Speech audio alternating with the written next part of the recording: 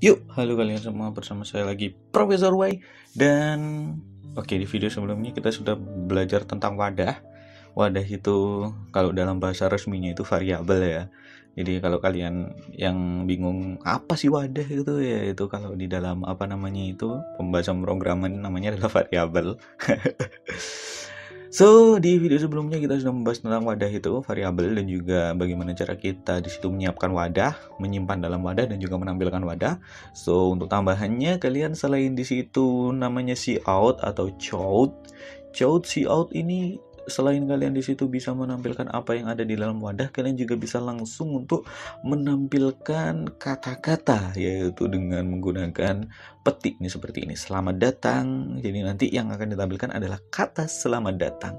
So, kalau kalian di situ melihat ada 4 baris ini, artinya kita lihat string namaku, artinya siap, sebuah wadah dengan namaku. Nah, setelah itu kita simpan kata Profesor Y, Prof Y, ke dalam sebuah wadah yang disebut dengan namaku tadi. Setelah itu kita di situ kaut selamat datang ini, maksudnya kalau ada petiknya seperti ini, artinya kata-kata, tampilkan kata-kata selamat datang. Setelah itu baru kita tampilkan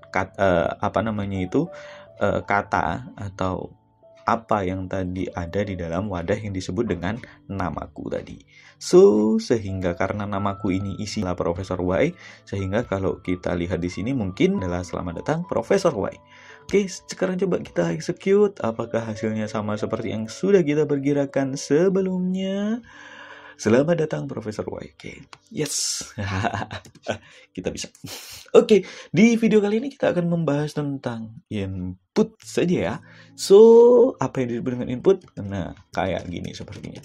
Nah, karena di sini kita bisa bilang bahwa namaku ini isinya adalah Profesor Y, kira-kira kita bisa gak sih di situ mengubah apa yang ada dalam isi wadah ini tanpa kita di situ mengutak-atik apa yang ada di sini. Misal di sini kan saya yang menggunakan program ini namanya adalah Profesor Y. Kok ternyata ada orang lain? Oh iya, saya mau menggunakan program. Loh, kok di sini namanya Profesor Y? Saya mau mengubah ini, tapi tanpa harus saya mengubah yang ada di sini.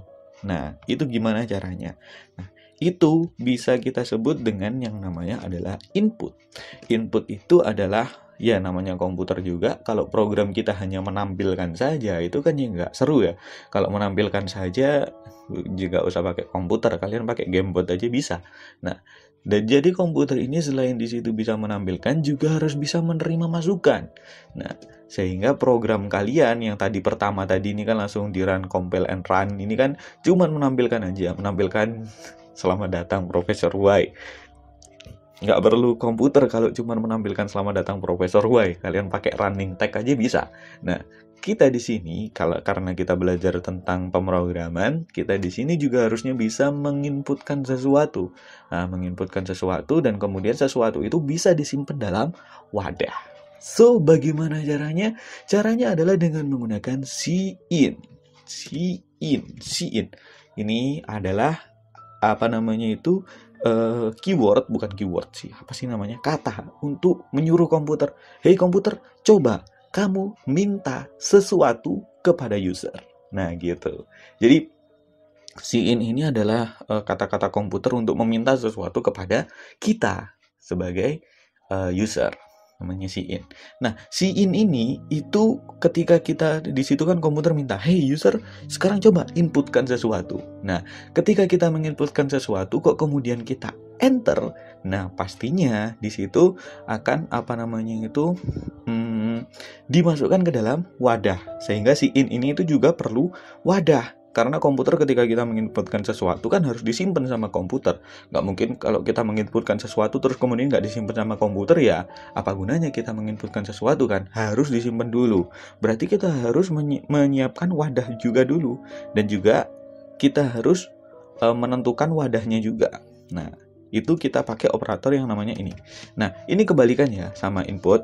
Kalau kita menampilkan, kita pakai yang arahnya ke kiri.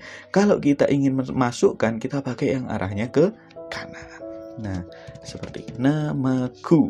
Nah, jadi nanti ini itu kalau di situ itu kita terjemahkan dalam kata-kata, "Hey komputer," kita di situ "Hey komputer, tolong minta inputan," dan kemudian setelah diinput itu akan masuk ke dalam variabel ke dalam wadah yang namanya adalah namaku. So, coba kita run di sini. Compile and run. Nah, di Chin ini itu komputer akan menunggu kita untuk menginputkan sesuatu. Nah, jadinya nanti seperti ini. Nah, ketika di sini kita bisa menginputkan sesuatu kan ya. Nah, bisa kalian lihat bisa menginputkan sesuatu. Nah, ini komputer menunggu kita. Komputer di sini menunggu kita untuk menginputkan sesuatu tersebut. Mungkin kita ambil saja namanya adalah Peter. Nah, ketika kita menekan tombol enter, artinya setelah kita menekan tombol enter, berarti kita mengatakan pada komputer, oke, saya sudah selesai menginput. Nah, nama ini, Peter, ini akan disimpan ke dalam variabel atau wadah yang namanya adalah namaku. So, ketika kita menginputkan Peter, namaku ini isinya bukan lagi Profesor Y, tetapi isinya adalah Peter. Karena apa yang kita inputkan ini tadi itu masuk ke dalam wadah yang namanya adalah namaku. Sehingga nanti setelah itu yang ditampilkan di sini, di ini itu adalah "Selamat datang Peter." Oke, kita coba. Peter, selamat datang Peter. Nah, sesuai dengan tebakan kita. So, kode kita sudah benar. Nah, seperti itu. Dan juga kalau kalian lihat Chin ini itu sebenarnya nggak dengan enter, nggak dibatasi dengan enter. Kalian kalau di Chin ini kalian juga nggak bisa menginputkan sesuatu yang yang dilengkapi dengan spasi. Misal kalian di situ kalau nama kalian terlalu panjang mungkin ya, Peter Parker. Saya habis nonton Spider-Man jadi taunya Peter Parker. Nah, Peter Parker. Nah, kalau di enter, nah Parker ini nggak kedetek. Maksudnya nggak kedetek kenapa? Karena Chin ini itu hanya dapat menginputkan sesuatu yang tanpa spasi. So, diingat-ingat Chin ini itu hanya bisa menginputkan sesuatu yang tanpa spasi. So, gimana caranya biar kita di situ bisa menginputkan sesuatu yang ada spasinya? Oke, mungkin itu kita simpan di episode selanjutnya. Untuk kali ini kita sudah belajar bagaimana cara kita membuat sebuah wadah dan juga meminta user untuk menginputkannya. Oke, jangan lupa like dan subscribe untuk konten-konten selanjutnya. Dan tetap bersama kami bersama Profesor Y. Dan juga kalau kalian suka dengan artikel motivasi, kalian bisa membacanya di website sukses.com. So, terima kasih kalian semua sudah mendengarkan dan sampai jumpa.